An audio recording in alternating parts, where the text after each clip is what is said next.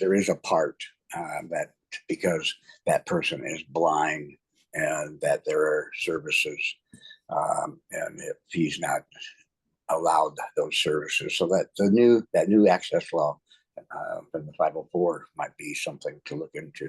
I mean, I don't know how friendly you are to the PNA there. That's you what have a I good was going PNA? to suggest, Tom.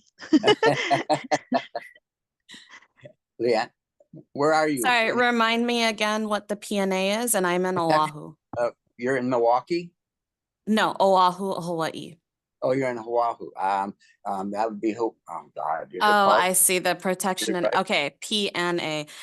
Yeah, unfortunately, I think I might have talked about this in a previous advocacy meeting, but the PNA here is very not good. I'm not surprised. There's Yeah. only a few out there. Yeah. Ah. Unfortunately, Well, I've had people reach out to the PNA and then come back to me because the PNA was not advocating. So, or, you know, they said they would, and then the way that they were treating their clients with disabilities was very, very terrible. And that was what the consumers were telling me. And I was like, that's not good. So I know even before I was trying to figure out how can that be addressed too, because if this is the only PNA that we have on island or in the state, which is one, and I know who they are, and that those are what my consumers are telling me their experiences, how can we address that? So I guess my suggestion would be, I understand that if you've had a negative experience, it's hard to want to go back, or if you've referred a consumer and they've had a negative experience that you've then heard about. But I will say that the staff there changes sometimes. And unfortunately, we have to educate them. But that is their job. And so I would just keep reaching out. Sometimes they might get annoyed by you. The other suggestion that I was going to make in addition, so it looks like it's Hawaii Disability Rights Center is your protection and advocacy group. Yes. But what ADA center covers Hawaii? So like I'm in the Pacific Northwest. Oh, it's Pacific ADA Center. And so maybe reaching out to them, they might be able to give you some direction or advice. Good one. Okay. Thank you. Thank you. Yeah, I feel like I talked about it here maybe a couple months ago too, and I was like, I have this issue with with our PNA. How do I address this? So, and unfortunately, it was also coming from the leadership level, is all I can say about how they were speaking with consumers. So it's a little bit unfortunate that it's even coming from the leadership level, trickling down to staff.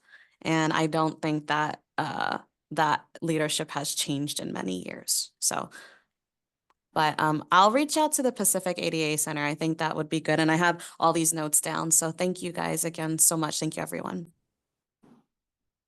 Yeah, thanks, Leland, for bringing it to the table. And I think they are, governed by the governor of the state. So you might need to get with the governor and say, hey, they're not doing what they're intended and funded to do. They're also under ACL, so you could figure out who. Yep, that's what, yeah, because I reached out to ACLs, like, who do I reach out to about this? Because this isn't right. Thank you guys, thank you everyone so much. They're also they're under SAMHSA too. They get SAMHSA funding for the homeless, for mental health stuff. So that's another way. And you might have a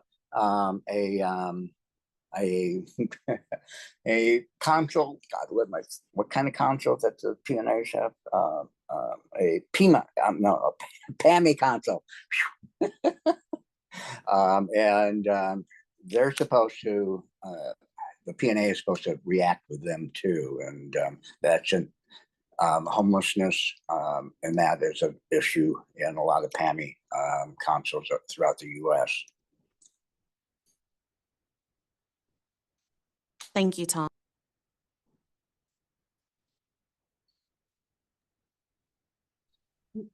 Thank you for the dialogue. I appreciate that.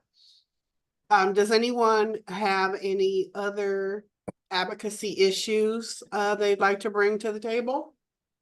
Besides me? Go for it, Tom. Okay. Okay. Well, I can't remember the last time we talked. So Chevron deferences, has that happened before this? Did what happen? I'm sorry. The Chevron deference case at the Supreme Court. Did we talk about that yet?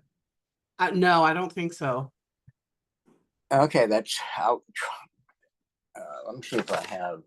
Let me quickly. I think I might have one article that I can just hurriedly. God, if I can do this. I'll probably lose my space. Let me think. Notes. Okay.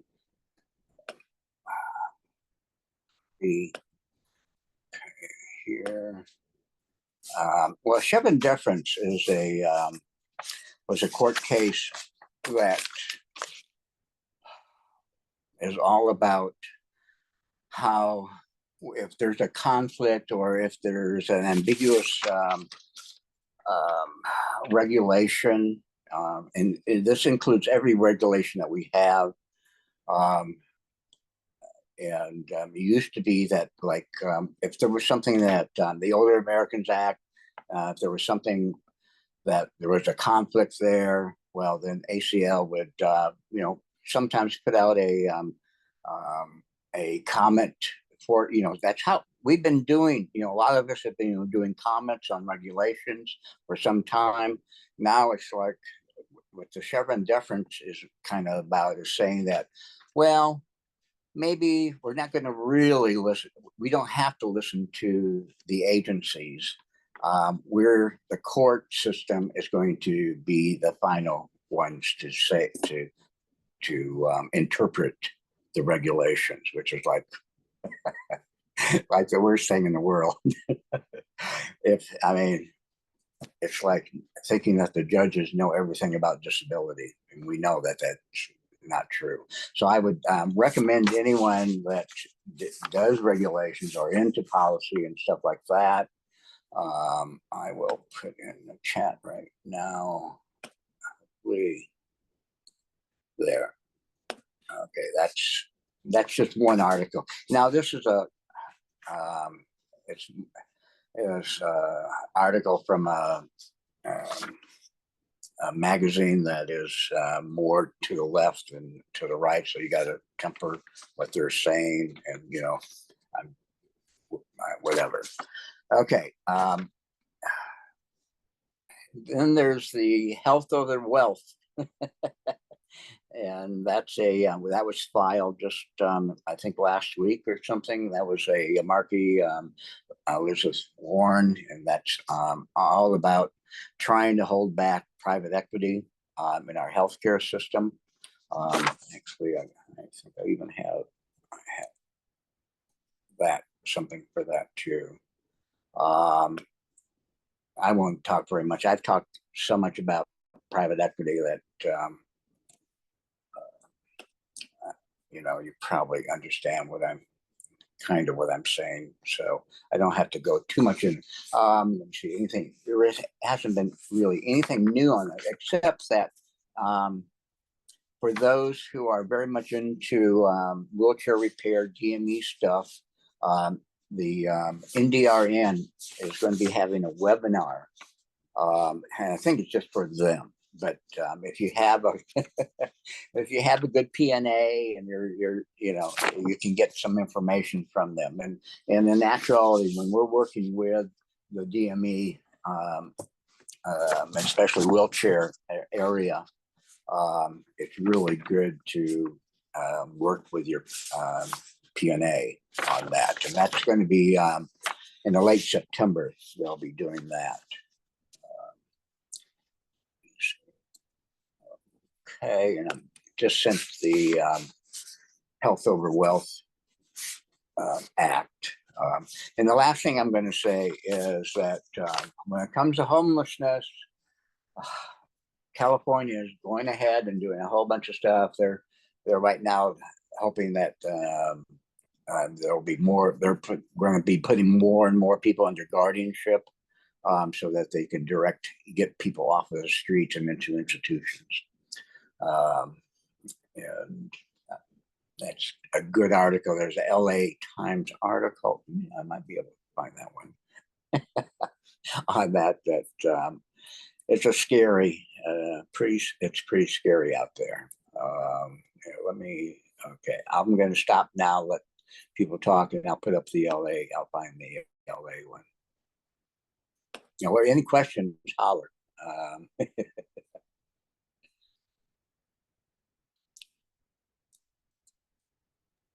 Yeah, thanks, Tom. Does anyone have any questions or want to add to the discussion?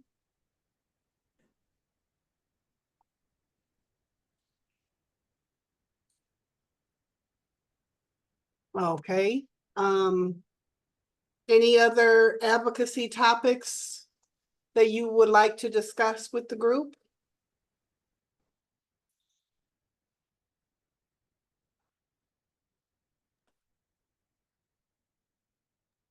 So this is Brooke, and I don't know a lot about what I'm about to tell you all. I only know because I got some emails. Um, so I guess currently you can submit comments on the Department of Labor's standard occupation classification. And a lot of people are advocating to include direct support professionals or DSPs, or there's a bunch of different acronyms for DSPs, but so current advocacy efforts to get that included in the 2028 update that the Department of Labor is currently working on. I can put a couple of links in the chat. Really just trying to encourage folks to make comment to get that included. So I will put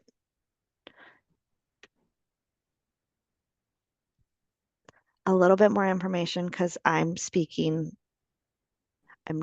I am not the one who submitted comments. I just received an email, so I just wanted to share that because there has been a workforce crisis across the country for, I don't know, at least a couple of years, probably closer to pre-pandemic. So I don't know even what time warp we're in to know how many years that has been going, but it just continues to get worse.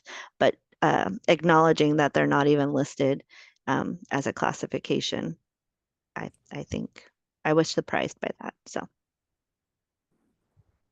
Yeah, thank you, Brooke. That's correct. And I feel like there's quite a few things out there open for comment or looking for comment. I know that OMB, Office of Management and Budget, is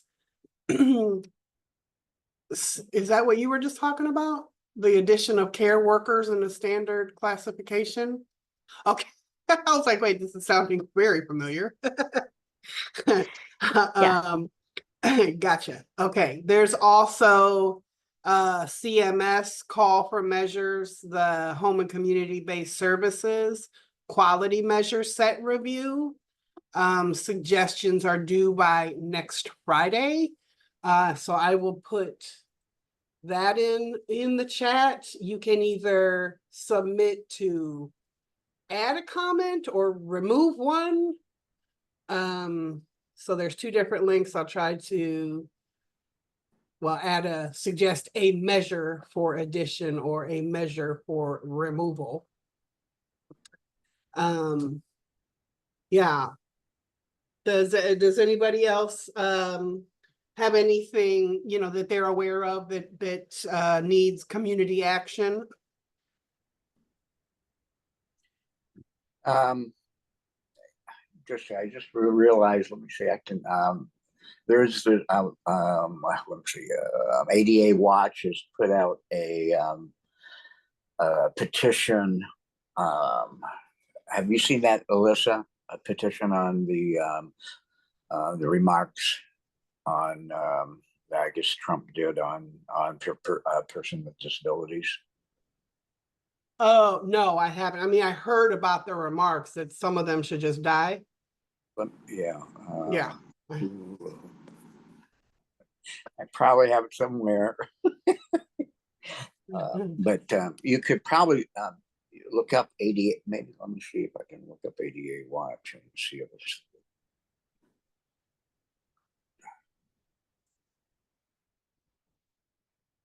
Because I think I know there's a lot of people that are getting working on or signing on to that. So I completely forgot about that.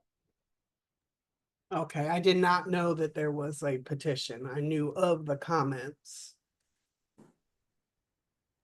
I'm looking for it, Tom, too. I saw it on Facebook yesterday or the day before, but I will find it and Yeah, I know I have it somewhere. I just can't remember where. Oh, maybe here somewhere.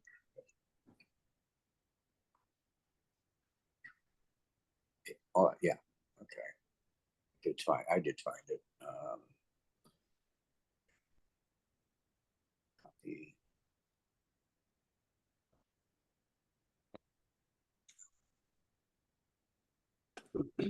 All right, does anybody have any other advocacy issues that they want to bring forward? Something they need to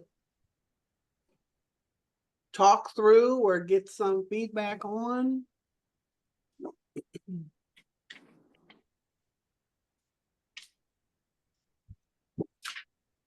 Sorry.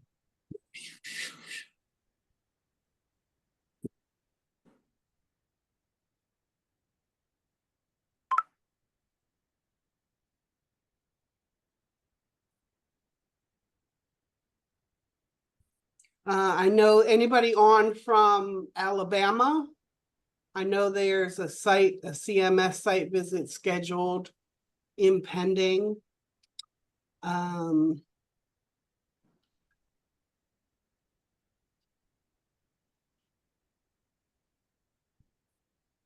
going through my most recent dumps of data.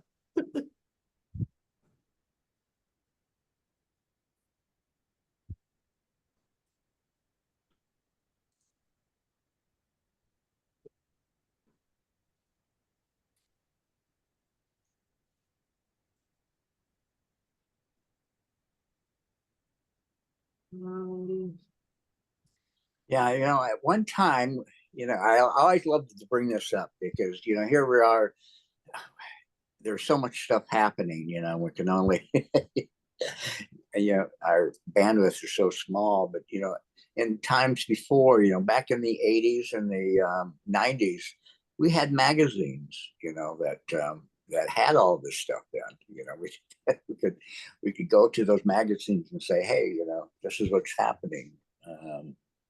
We don't have that, we don't have that anymore. Not one place we could all go to and, find things that are part of, our community. Mhm.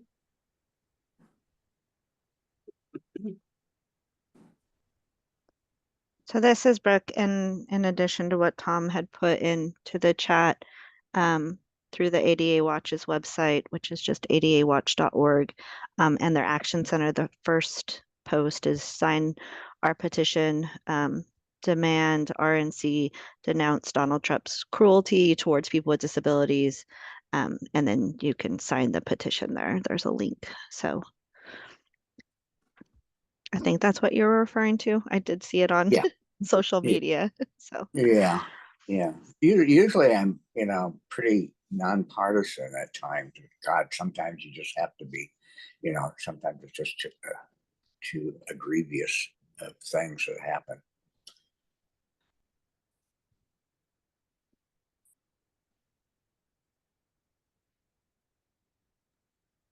Yep, sometimes you just gotta get involved. Yeah.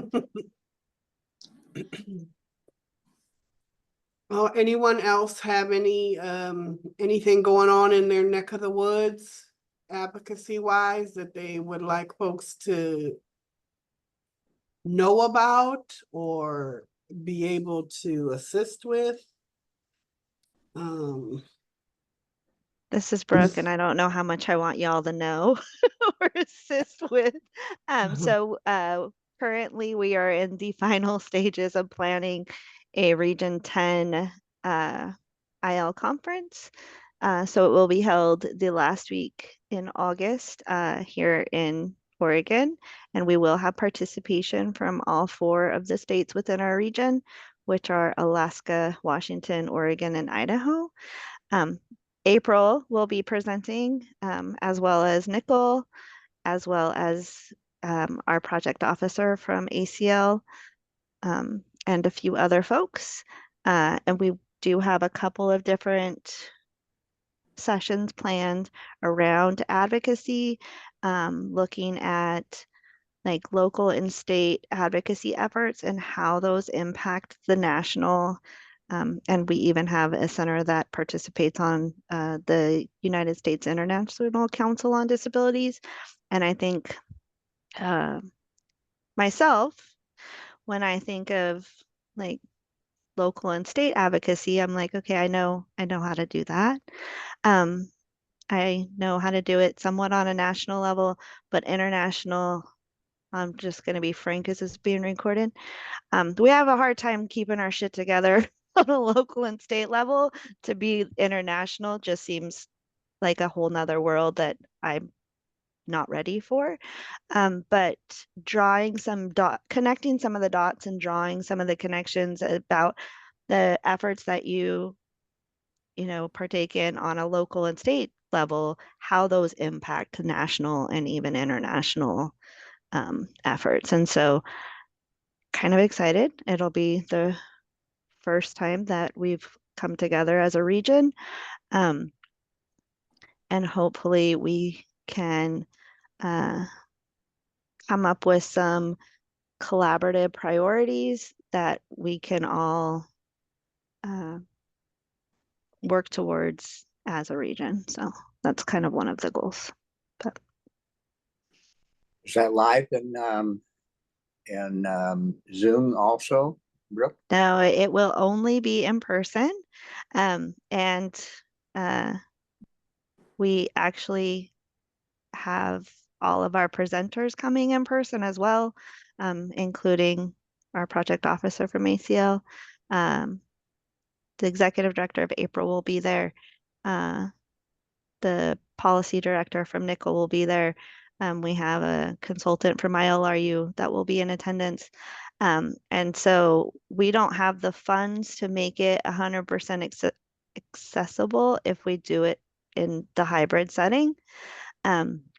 And so this time we're only doing it in person. However, I thought there were only going to be about 50 people coming. And as of this morning, we're at 69 registered attendees. So once we got ACL to confirm, it really did wonders for our registration. People were like, oh wait, ACL is going to be there? I'm coming. So That's great. Congratulations on getting more than you thought you would. That's always nice. Well, usually. I don't know. Sometimes I'm like, what did I start here? I'm Right? not quite sure. Whose idea was this? Yeah. So that's only open to the 4 states I named. So I don't see anywhere in here from those 4 states. I'm not planning a national conference in any way, shape, or form, which is another reason the hybrid would be kind of hard because it would be Mhm. great to increase the participation, but at the same time, there's a couple other conferences you can attend for that level for that. I believe the next one will be in October. Indeed, is Chicago. So Yes. This is Travis at Summit in Missoula, Montana. I just had a question. Is April doing any like effort to like voter registration stuff at all this year? Not specifically.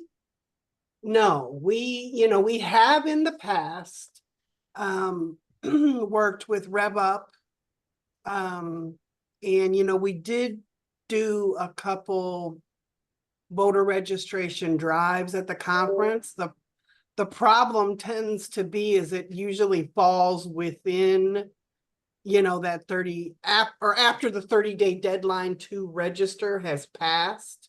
And so that's a little tricky. But yeah. So are all states, well, I was gonna ask the question, are all states 30 days, but I'll, I'll, I'll stop and see if someone wants to answer that. I think there's a 30-day deadline, but then some states have late registrations. Like Montana has late registration up to and including the election day. I don't know what other And states so do. Oregon, it's a 21-day period if you are doing it like a mail-in registration. If you're doing it online, I think it's an even shorter period of time. So yeah, that was kind of my question was, Okay. no, Yeah, our registration deadline is by 11:59 p.m. Pacific time on the 21st calendar day before an election to be eligible to vote in that election. So we don't have same day registration. But we also do mail-in ballot. So Mhm. I know that April is working. I sit on the National Coalition of Accessible Voting. And we are working on a campaign right now that we're hoping to send out. It's more of a response to all of the recent legislation attempting to make it illegal to, take your elderly neighbor's ballot and drop it off in a drop box, or your neighbor who is a person with a disability and doesn't drive. So we're trying, we are working on something like that, but it's more of a response to all of the ridiculous restrictions that they're trying to enact. Basically making it, being neighborly is now illegal. You can't do any of those things. So we're working on that campaign with we're trying to come up with graphics to show the absurdity of it, that you can't, you're making it illegal to get your neighbor's mail is the kind of the equivalent of, mowing the little old lady next door's grass. We're trying to make that connection to show, how absolutely absurd it is that you can't take your neighbor's completed mail-in ballot and drop it in a ballot box for them. So we are working on that, but not a specific register, get out the vote kind of registration drive. Is Summit doing that, or you? We're not. I think we might do just for consumers who have indicated that they may not be registered. Probably just send them a letter and a voter registration card. No big effort, like public count. Well, I guess we kind of are. We're going to do a series of kind of short videos on social media around various different topics. I think one of them's, are you registered to vote? Then we're still coming up with ideas, but then like kind of like just minute and a half little video snippets like, did you know that this accessible voting technology exists, or you can vote by mail, or some of the different things that Montana does in terms of accessible voting, and then kind of dates and whatnot. Right. I know that I did see something come out from the Election Assistance Commission is doing something. Let me see if I can find it real quick. Because they were making they were having a hearing. Okay. Wednesday, August 28th. The Election Assistance Commission will hold an in-person accessibility event in Washington, D.C. entitled Closing the Accessibility Gap, Voting in 2024 and Beyond. So I will throw that in the chat. If anyone has the ability to or will be in DC, that might be, worth your time. But April is involved in those kinds of things. Again, through my participation in the National Accessible Voting Coalition. We do a lot of work with SAVE and just on the accessible ballots themselves. There's so much pushback to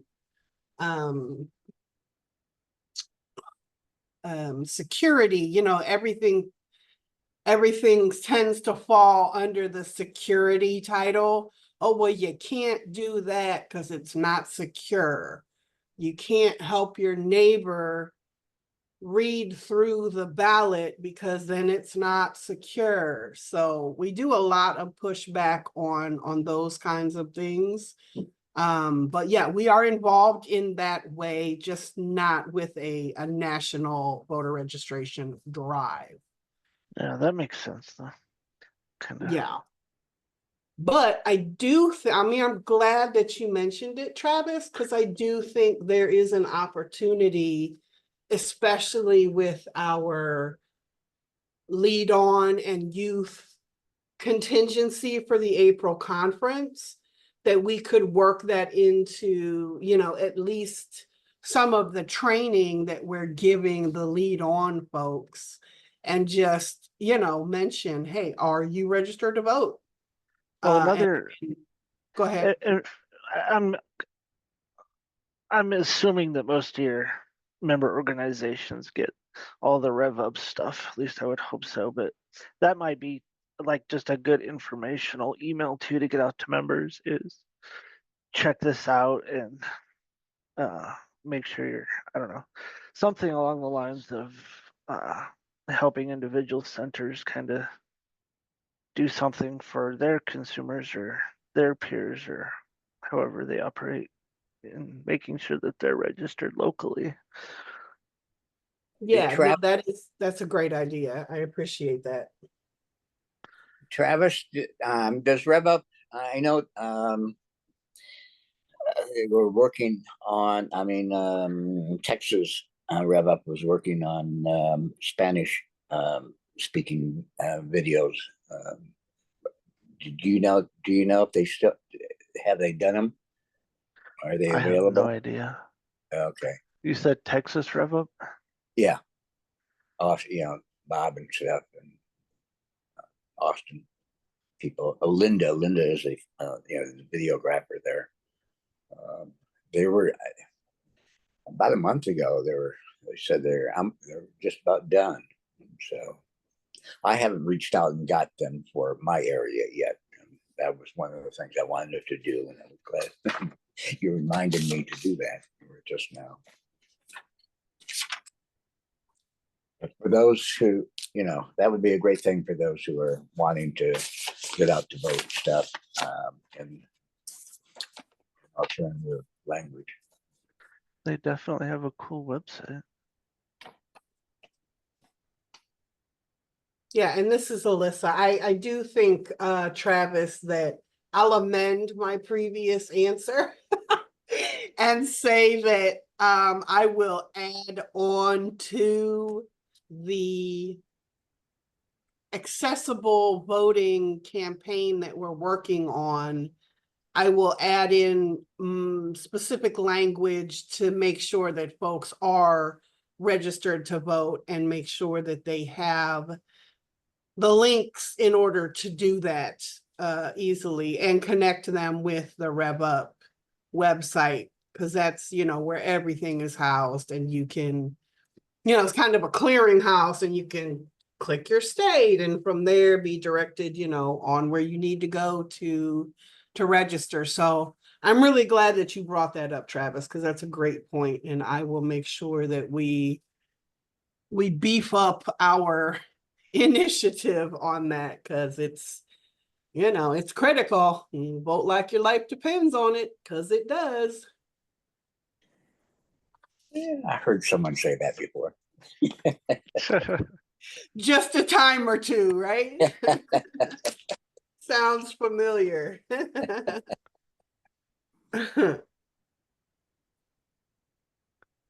Oh, and Davina just put in the chat, National Voter Registration Week is in September. So yeah, I'll make sure that April does a good push for that. I'm writing it in my ever growing nonstop to-do list.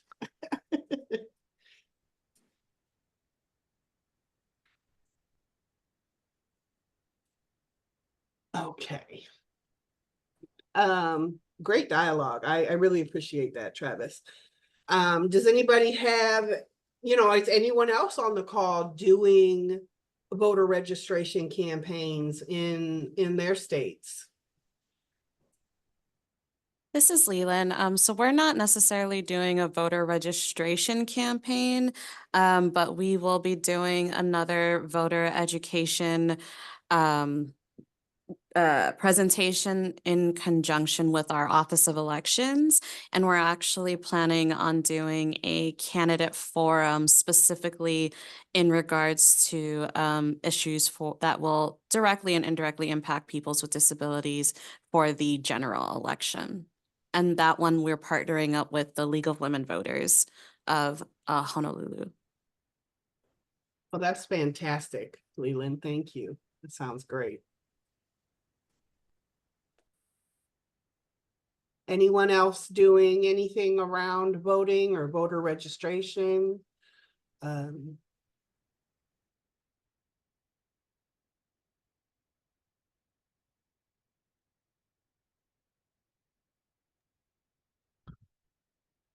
Okay.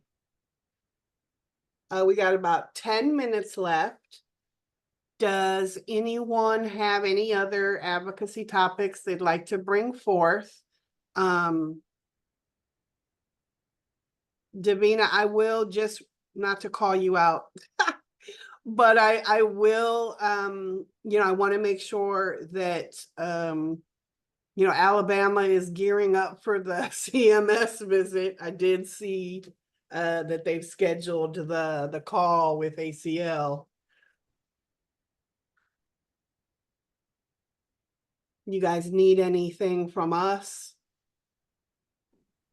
No, if you could send me that information, as into how we can support or maybe voice on what we need to state to go toward that initiative, I'll be happy to do it. I know you sent me something, but I didn't see any information at the time. But if it's been updated, if you can send me an update on when that is scheduled, I can try to make arrangements for our team to be there, and we can kind of prep before the actual hearing and discuss what we plan to say or support on the issues.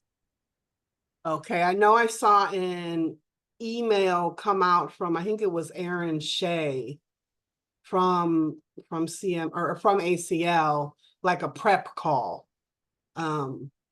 So I know that they've they've got something on the calendar in preparation for that site visit. So I will track it down and make sure that you get it. Thank you. That would be great. Absolutely. Yeah.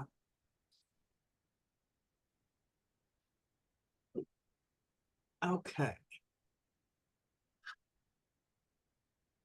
All right. Does anybody have anything else they would like to talk to in the last couple minutes? If not, I might give you a few minutes of your life back. Your day back.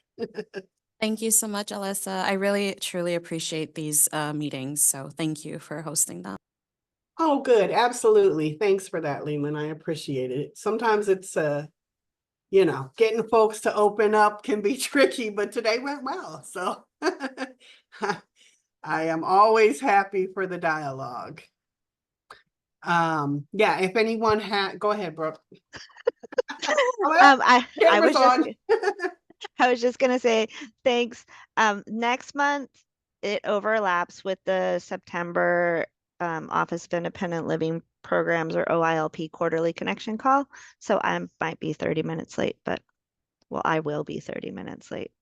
So Okay, great. Good to know. I feel like I rely heavily on you during these calls. Okay, well, I will let you all have the rest of your day back. And if you have anything that you want April to get out, or information you need, or any assistance that we can give you, please don't hesitate to reach out, and we'll figure it out.